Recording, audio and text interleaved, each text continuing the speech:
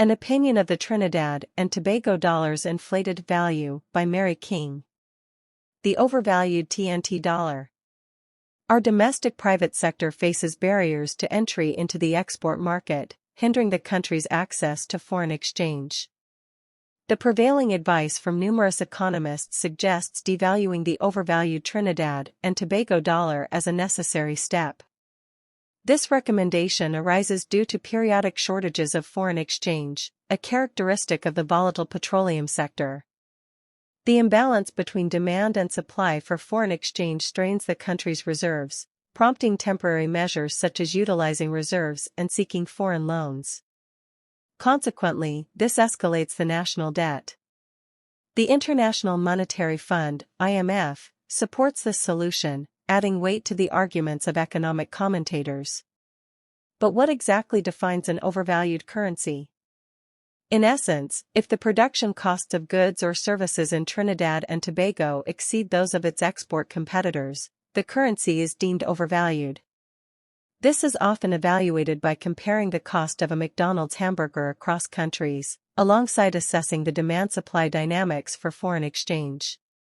However, is devaluation the sole remedy for Trinidad and Tobago's multifaceted economic challenges?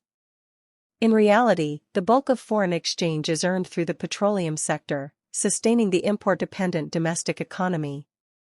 Although the hope lies in diversifying and boosting exports, the current exchange rate allegedly hampers export competitiveness, favoring imports instead.